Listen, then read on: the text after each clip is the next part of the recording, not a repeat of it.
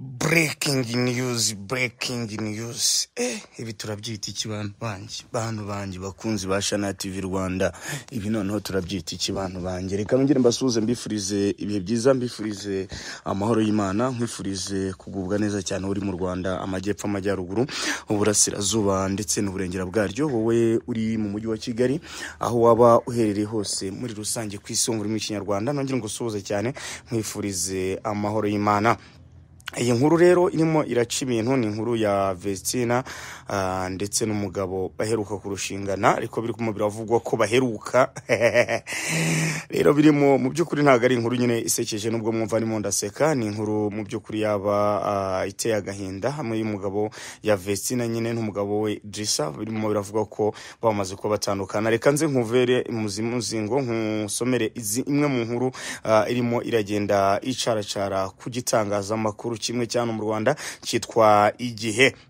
Inkuru ngiye gusoma nyikuye kugiye rwose Igihe nacyo kize kwihangana rwose ntikize kuba kivuga ko ndarahani ntongeye kuba mbikura, niyo mpamvu ngiye mbanje kubibasomera kubabwira aho inkuru iturutse kugira ngo ibintu byose bize kuba bigenda neza.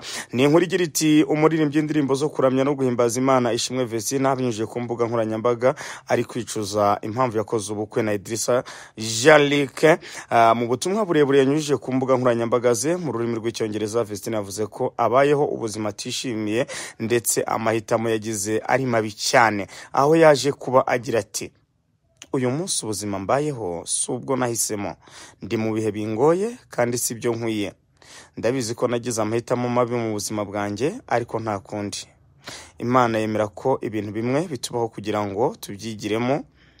Narize bihagije, nta mugabo uzongera kumbeshya ukundi ngo anyangirize ubuzima.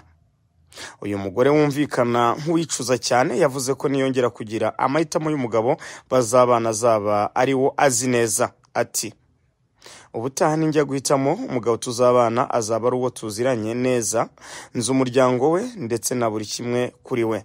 Nta muntu uzongera kunkoresha ukundi. Ni ubutumwa uyu mukobwa yasangije abamukurikira, ugenzuye usanga amafoto yose ari kumwe n'umugabo we yamaze kuyasiba kuri Instagram. Ku rundi ruhande, Vestina ari kubarizwa muri Canada, aho yari amaze igihe mu bitaramo bizenguruka mu duce dutandukanye tw'iki gihugu. Byarangiye mu mpera z'iki cyumweru Vestina n'umugabo we bakoze ubukwe ku wa 5 Nyakanga 2025, nyuma y'igihe bimenyekanye ko bari mu rukundo ndetse bari banabanje gusezerana imbere y'amategeko. Ni mu gihe bari maze iminsi 136 babana. Igihe cyagerageje gushaka Vestina ngo bamubaze kuri by'iyo nkuru, ariko ntago byaje gukundira umunyamakuru w'Igihe, ndetse bavuga yuko baraza gukomeza kugenda batangaza byinshi bigiye bitandukanye. Reka ngushimire twabanye, nizere ko namwe muraza kugenda mudukurikira umunsi ku munsi. Ngewe yari breaking news nari nkwiye ku Gihe rwose. Igihe cyumve yuko ntari kureka kuza kuba mbisomera abantu bakurikira Shana TV Rwanda. Murakoze kuba nanjye. Ngewe ni Emisinopu. Ushaka kwamamaza cyangwa se ukeneye kutuvugisha, hari ikibazo gihari, watwandika kuri WhatsApp yacu 0798 41 41 91.